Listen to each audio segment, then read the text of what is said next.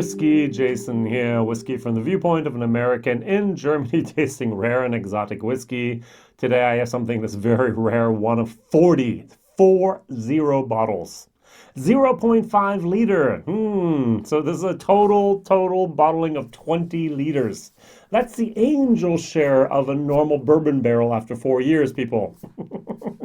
Okay, this is actually called the Panaceum. Panaceum means the pandemic means a disease that is all encompassing, and Panaceum means a cure, a remedy, which is all encompassing. So this is a German rye whiskey. This was made by a person I personally know. His name is Sebastian Büsing, and he calls himself the Spirits Alchemist. So he's very proficient, not just in whiskey, but rum and gin, and not just German whiskey. He's the brand ambassador for a Swedish brand named McMurdo. He's the brand ambassador for a German brand called the Sauerländer Edelbrennerei. He's the brand ambassador for a Scottish distillery called Loch Lomond. And so the guy actually has a little bit of knowledge, and he's good. And he's also an independent bottler. And this shows it. Now, this is 62.2% ABV. It's 100%, as far as I know, rye. And it has had a cognac finish for 10 months. If I read here the bottle, I can read the whole bottle in less than a minute, I think. It says here, distilled and matured in Germany, the finest single rye whiskey, bottled with care and at a secret German distillery, non-chilled filtered, natural color, raw cask, an interesting word choice.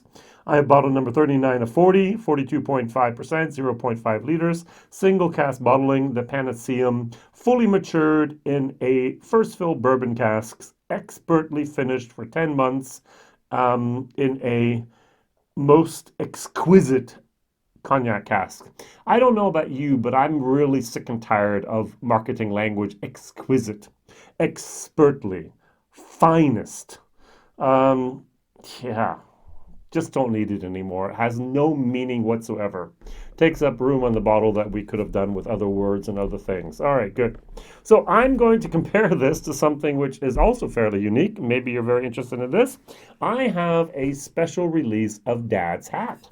This is Pennsylvania Straight Rye. This is a single barrel cask strength. This is 60.5 or 121 proof, and this was bottled and selected exclusively for La Maison de Whisky for the 60th anniversary. This was distilled on the 29th of January 2013. This was bottled on the 1st of September 2016. And this is bottle number 119, and this is 3 years old.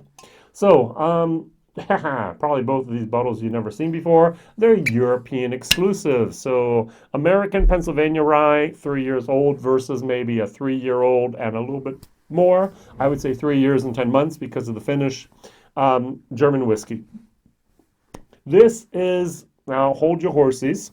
This is $79.99 for a half-liter bottle. So I'm paying, that's 80 euros, so I'm paying 160 euros per liter for this stuff. I can get a GlenDronach 21 cheaper. GlenDronach 21, which will next year be 27 years old because the distillery was closed, remember? And so you can only put in whiskey that's at least 21 years old, and if the distillery is closed, they can't do anything at the time where they were closed. And so you're going to have a 27-year-old GlenDronach 21-year-old, and it's going to be almost the same price as this stuff. Which one would I rather drink? A 3.5-year-old rye from Germany or a 27-year-old calculated old whiskey from GlenDronach?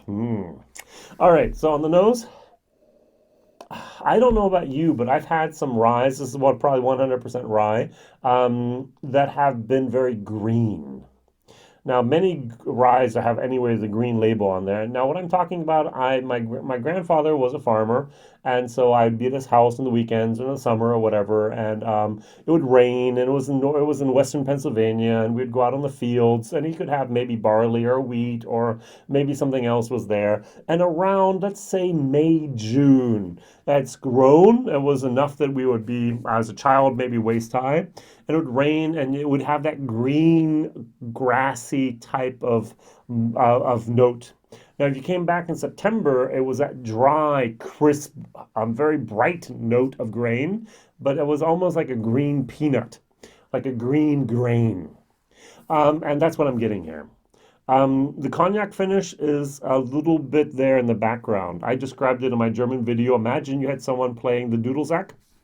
So bagpipes, I'm sorry, Dudelsack was German. Someone's playing the bagpipes, and you have someone beside him actually playing, let's say, I don't know, a guitar or a mandolin, like a little tiny, what is that called then there? That a little tiny little guitar, okay?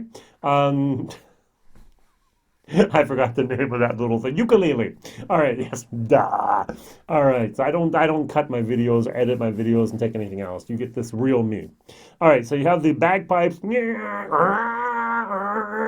then you have this little ukulele behind there. You don't hear the ukulele. The bagpipes drown it out.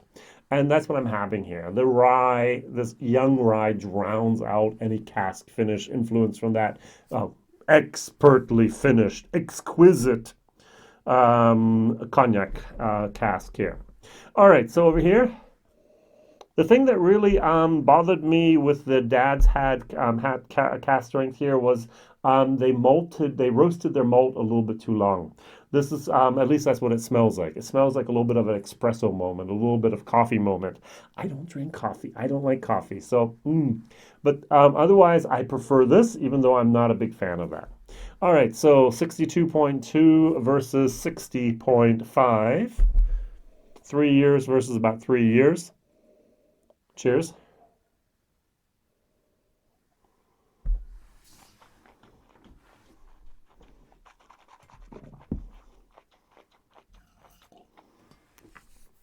Bitterness, heat. The cognac cask kind of, it actually is in the background and mellows out the rye a little bit.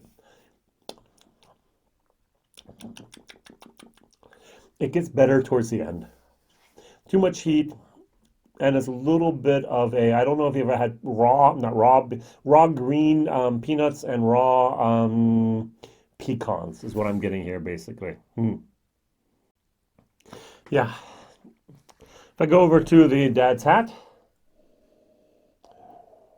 I get more vanilla. All right, so what I have here is straight rye. So they used virgin oak.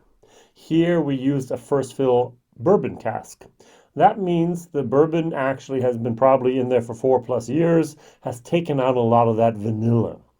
And that's one of the things I love about my Lot 40. Yep, here we go. My Lot 40 is virgin oak. This is 100% unmalted rye and in virgin oak. Yummy, yummy, yummy. And that's something I really like here. So, Sebastian, if I could give you a tip, I would try to find a virgin oak cask. But hey, there are no virgin oak casks that are 20 liters large. That's a little bit of the problem as well with the size of of your bottling size here, but that's all right. 40 bottles, 0.5 liters, 20 liters in total. Wow. Even J.J. Corey hasn't done that small of a batch ever, I don't think, up there in Ireland.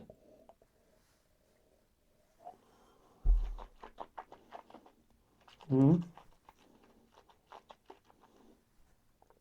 it 60.5% drinkable. The alcohol is not the problem. My problem is that roasted espresso note, which I'm not a great fan of, but other people are just going to go yummy, yummy, yummy. All right, going back here. Diluting it down a little bit, trying to go for more of the 46 to 48%. That was the sweet spot actually in my German video as well.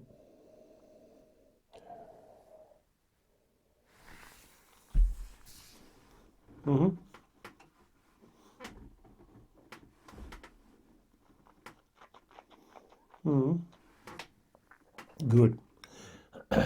Without the water, C minus. With the water, C. Value for money, F. As I said, 170 euros per liter is just mind-boggling. Yes, this was a handcrafted masterpiece. Um, but yet not worth my money. I'm happy that I did a bottle share with this. I have a little bit left in the bottle share, but I'm sure it's going to be gone in the next couple of days. And someone's going to find it and go, oh, I want to try it as well. So we have a few different distilleries over here in Germany actually making rye whiskey. I'm not going to name them all, but the famous one for us is Stork. They were actually the best rye whiskey of the world, 2019, I think, and then they sold out, and then they had to wait 3 years to get their stocks up and ready and going because you have to wait the 3 years, at least in Germany, before in Europe, yeah, before you can sell the whiskey. I'm just looking here on my thing. I actually did a rye. We have Sleers that have new ryes out there. We have Glina, we have Simons, we have the Nine Springs, we have the Luberhusen, we have Sasse, which produce also rye whiskey. I think this is from the distillery Sasse. They're an independent independent producer of spirits. I was actually there at the distillery for one day. I did a Be Your Own Distiller day where we made and we processed everything, and it was a rye whiskey that we did on that day. They used also 100% malted rye, which was really interesting. And then they also put enzymes in there because it was not the right malted barley has the enzymes, malted rye does not. And so they put enzymes in there. In Canada, they use enzymes. Lot 40 uses enzymes as well to get the whole process of fermentation going. And we did that, and that was the smell. That was the moment that I had the entire time here in my in my in my memories, and I think that's where it came from. I might be wrong. Who knows? All right, what is your favorite cask strength rye? Oh, Jack Daniels brought out a cask strength rye recently, which I haven't seen yet. Lot 40 has the third edition of the cask strength rye, which I've received actually over here. I did not like it compared to the other compared to the other cask strength ryes I've had from them. Stock and Barrel, I think as they're called, from Canada has a cask strength rye, which I also have. Let's see here, was that right? Yep. So Stock and Barrel, handmade rye, 60.2%. Did not like it. It was very, very young. I'm sure Whistlepig has some cask strength rye out there and so on. What's your favorite cask strength rye? Would interest me. Please write it down in the comments. Thank you very much for watching. Thank you very much for sharing other videos. This is someone no one's going to look for. So if you're a fan and you found me, yay! If you looked and found this, what are you doing? How did you know about the Panaceum rye whiskey of 40 tiny little bottles over here in Germany? All the best. Thank you very much. See you soon. Bye-bye.